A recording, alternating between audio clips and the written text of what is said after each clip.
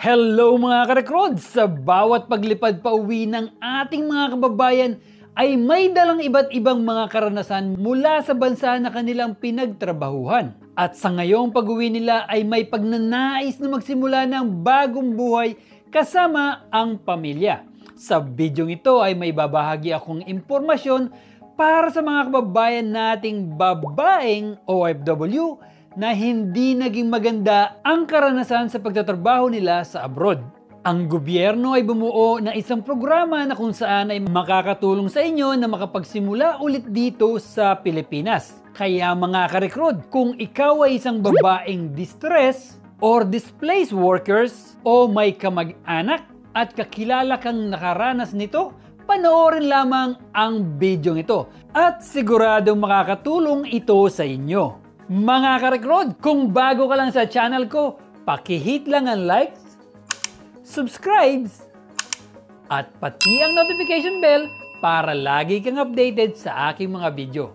Alam nyo ba mga ka-recruit, noong 2011 ay nilikha ang programang Balik Pinay, Balik Hanap Buhay Program upang matulungan ng mga Pinay migrant workers na makapagsimula ulit ng kanilang buhay pag-uwi nila dito sa Pilipinas. Ang pangunahing layunin nito ay magbigay ng tulong para sa mga Pilipina OFWs na makapagtayo ng negosyo at bigyan ng livelihood projects para makatulong sa problemang pinansyal. Ang programa ring ito ay magkaiba sa Balik Pinas, Balik Hanap Buhay dahil ito ay eksklusibo lamang para sa mga Pinay na displaced at distressed migrant workers. Ano nga ba ang Balik Pinay, Balik Hanap Buhay program? Ang programang Balik Pinay, Balik Hanap Buhay program ay ginawa bilang training at employment project na ang layunin ay palawakin ang mga oportunidad sa trabaho at madagdagan ang kita para sa mga kababaihang Pilipina, lalo na ang mga manggagawang household service. May mga iba't ibang kadahilanan kung bakit may mga Pinay na umuwi sa ating bansa. Isa na rito ang mga nakakalungkot na karanasan nila sa pagtatrabaho sa ibang bansa, kagaya ng pang-aabuso, hindi pagbabayad ng sahod sa kanila, at iba pang mga rason kung bakit umuwi sila. Ang programang ito ay mahalaga dahil ito ay nag-aalok sa kanila ng alternatibong landas para sa pagbabalik nila sa Pilipinas. Sino ang pwedeng mag-apply? Mga ka-recruit, bago ko talakayin ang mga requirements, benepisyo at paano mag-apply, kailangan nyo munang malaman ang mga kwalifikasyon para sa programang ito. Dahil hindi lahat ng mga OFW na Pinay ay makakakuha sa programang ito. Ito ang mga posibleng eligible sa programang ito. Una, distressed Pinay. Pangalawa, displaced Filipino workers. Pangatlo, human trafficking victim. Pang-apat, illegal recruitment victim. Panglima, physical and sexual abuse victim. Pang-anim, pre-terminated contracts. Kung ikaw o di kaya ay may kakilala kang Pinay na nakaranas ng ganito, kayo ay maaaring kwalipikado sa programang ito at pwede ninyo ring ibahagi sa kanila ang impormasyon na ito. Pumunta naman tayo sa mga benepisyong maaari mong makuha kung ikaw ay natanggap sa nasabing programa. Ang successful beneficiary sa programang ito ay maaaring makakuha ng 10,000 pesos na kung saan ang 2,500 pesos ay para sa training at 7,500 pesos naman ay para sa starter kit. Hindi lang cash assistance ang maaari nilang makuha dahil meron ring skills trainings, business development knowledge, at enhanced employment opportunities. Sa skills training, ang mga benepisyaryo ay maaaring makakuha ng multiple skill services access sa TESDA at iba pang accredited institution.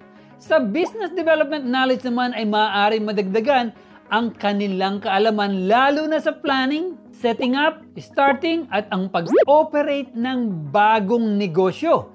Maaari rin silang magkaroon ng enhanced employment opportunities na kung saan ay pwede silang makakuha ng mas magandang career opportunities at mag-stand out sila sa local employment market.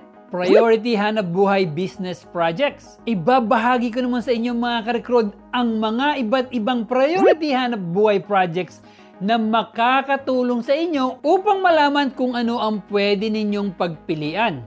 Karamihan sa proyekto nila ay nakapokus sa health and wellness na kinukonsider bilang home-based generating income.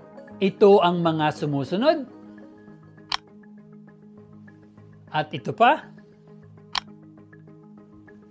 Ayan ang mga trabaho o negosyo na pwede nyong kunin at gawing negosyo para kumita, mga ka-recruit. Ang ibibigay na cash assistance sa inyo ay inyong gamitin para simulan ang negosyong napili.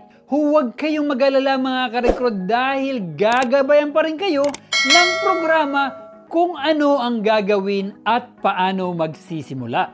Ito naman ang mga kinakailangang requirements. Kailangan mo munang malaman kung ikaw ba ay eligible sa nasabing qualification. Kapag ikaw ay nakasali sa programa, pwede mo nang ihanda ang mga requirements na kinakailangan. Ayan ang mga requirements na kailangan mong ihanda, mga ka-recruit. Para masigurado, maaari kang pumunta sa opisina ng OWA at magtanong tungkol sa requirements at proseso nito. Ang tanong ngayon, paano mag-apply? Alam kong curious na kayo kung paano makapag-apply sa programang ito, mga ka-recruit. Kaya ibabahagi ko ngayon kung paano mag-apply. Simulan mo munang ihanda ang mga requirements na kinakailangan at siguraduhin na ikaw ay qualified sa programang ito. Pagkatapos ay pwede ka nang pumunta sa OWA at mga agencies na kasama sa programang ito, kagaya ng DOLE at NRCO o ang National Reintegration Center for OFWs. Kapag ikaw ay nakapunta na, isumiti ang mga requirements at maghintay kung may ibang instruction pa sila sa iyong application. At ang panghuli, kailangan mong maghintay ng tawag nila sa iyo. Sa mga panahong ito, dito nila susuriin ang aplikasyon mo kung ikaw ba ay matatanggap o hindi.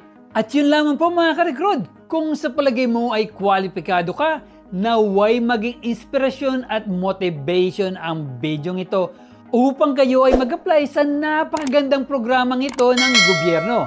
Ang pagbabalik sa Pilipinas ay hindi isang pagkatalo kundi isang pagkakataon upang muling magbigay saysay sa iyong buhay at mahanap ang tunay na kaligayahan at tagumpay sa pamamagitan ng sariling hanap buhay.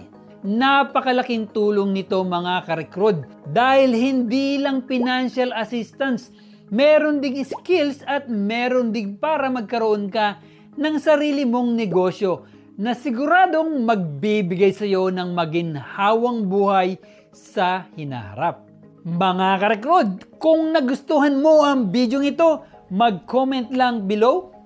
Para sa napakagandang playlist, pindutin lang po dito. Para sa napakagandang recommended video, dito. At paki-subscribe na rin po dito.